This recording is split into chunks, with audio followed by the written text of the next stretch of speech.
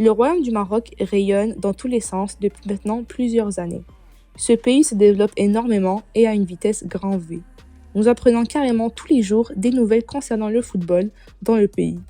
Dans cette vidéo, il sera question de parler du développement de notre pays dans le domaine du football et plus précisément en parlant des compétitions sportives que celui-ci accueillera très bientôt, de son championnat, du développement de ses infrastructures et de ses différentes équipes qui excellent mondialement et continentalement. Avant de commencer, n'oubliez pas de vous abonner, liker, partager et commenter si vous aimez le contenu, car c'est vous la force. Tout d'abord, comme on l'a appris récemment, le Maroc accueillera à la fois la Coupe d'Afrique 2025, mais aussi la compétition la plus regardée sur Terre, et c'est bel et bien la Coupe du Monde 2030. En effet, comme on l'a appris le mois dernier, après que plusieurs pays se soient retirés de la course, le Maroc sera le pays organisateur de la future CAN 2025. J'ai envie de dire que rien d'étonnant qu'on accueille enfin la Coupe d'Afrique qui était tant attendue par les Marocains. Et c'est par un vote unanime que le Royaume du Maroc accueillera enfin la compétition continentale la plus attendue en Afrique.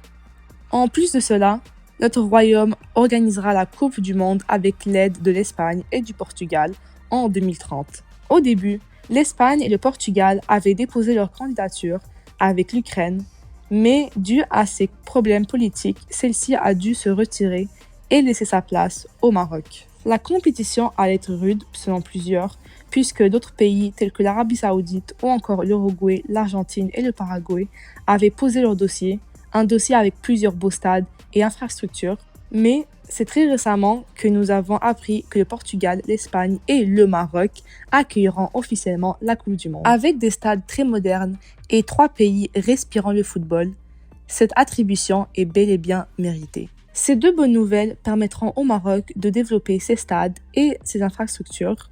Cela est déjà entamé et la reconstruction du stade de Rabat, de Tanger, de Fès, de Marrakech et d'Agadir a commencé depuis pas mal longtemps. Les stades seront agrandis et les pistes d'athlétisme seront enfin enlevées. Le Maroc est prêt à mettre un budget de plus de 14,5 milliards de dirhams pour la mise au niveau de tous ces stades, ce qui est énorme. La cerise sur le gâteau est la nouvelle toute récente de la construction du grand stade de Casablanca dans la ville de Ben Slimane. Ce stade sera le plus grand d'Afrique et le deuxième plus grand au monde avec 113 000 places, précédé du stade 1er mai en Corée du Nord. Ces constructions seront entamées dès 2025 et terminées s'il n'y a pas de problème en 2028. C'est quelque chose d'énorme qui montrera la voie à l'Afrique entière et je suis certaine qu'un jour, l'Afrique sera meilleure en termes de football dans le monde. Le Maroc ouvre la porte à plusieurs pays africains qui seront motivés tout comme lui à développer ses stades et ses infrastructures, tout comme ses centres de formation. En plus de faire développer l'Afrique, cela donnera un coup de pression aux Européens qui ont été pendant si longtemps sur un certain piédestal dans le football avec quasiment aucune réelle concurrence. Le royaume chérifien a eu beaucoup d'attributions ces derniers mois et maintenant la compétition commence pour voir qui va accueillir la finale de la Coupe du Monde, l'événement le plus important. L'Espagne, tout comme le Maroc, souhaiterait avoir cet honneur, mais seul le plus méritant l'aura et le Maroc essaie de mettre tous ses atouts de son côté pour l'avoir, étant prêt à construire l'un des plus grands stades et plus modernes au monde. Coupe d'Afrique 2025, objectif atteint. Coupe du Monde 2030, objectif atteint.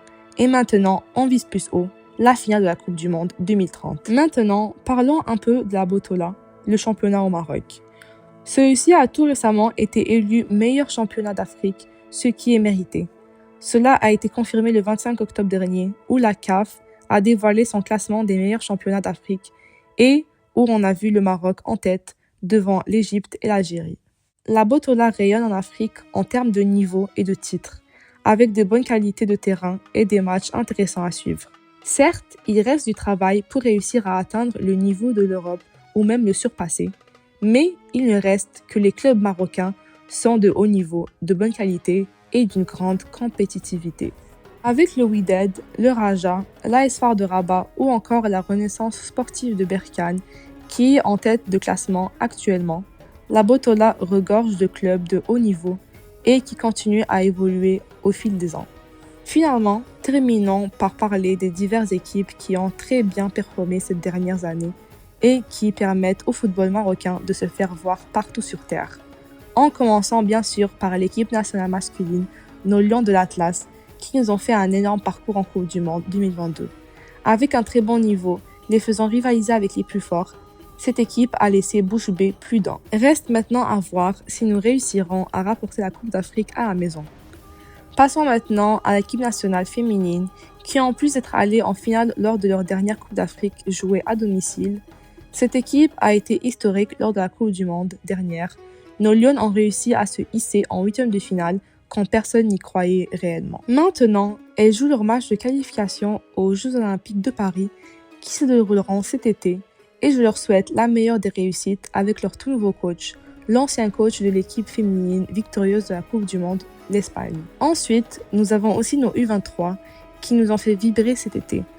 Ils nous ont rendus fiers en gagnant à domicile la CAN U23, une Coupe d'Afrique méritée et qui leur a donné la qualification pour les Jeux Olympiques de Paris, dans lesquels j'espère voir cette équipe aller loin. Puis, nous avons les U17, nos petits lionceaux qui s'étaient inclinés face aux Sénégalais en finale de Coupe d'Afrique U17 en ayant fait un très beau parcours face à diverses équipes. Ils ont maintenant, dans moins de 2 semaines, une Coupe du Monde à aller chercher. J'espère qu'ils seront en forme et prêts à tout donner. On devra les encourager, tout comme on a fait pour l'équipe A au Qatar. On peut aussi parler de notre équipe de futsal qui ne déçoit jamais. En étant dans le top 10 mondial, celle-ci réussit à gagner les plus forts. Et j'espère fortement que ces efforts seront récompensés en gagnant la prochaine Coupe du Monde de futsal qui arrive à grands pas. En étant vainqueur de nombreuses fois de différents titres, tels que la Coupe d'Afrique, la Coupe arabe et j'en passe, il est maintenant temps que cette équipe soit titrée mondialement. En bref, le Maroc se développe à très grande vitesse et tout cela grâce à Sa Majesté le Roi Allah Nasr et à notre très cher président de la Fédération royale marocaine de football, Fouzi Rjah. Un très grand merci à eux, car sans eux et sans bien et avant tout le Dieu Tout-Puissant, rien de tout cela ne sera possible. Le football marocain et avant tout le football africain se développe et d'ici quelques années, avec de l'effort et de la détermination, l'Afrique surpassera les autres continents dans plusieurs domaines en commençant avec le football.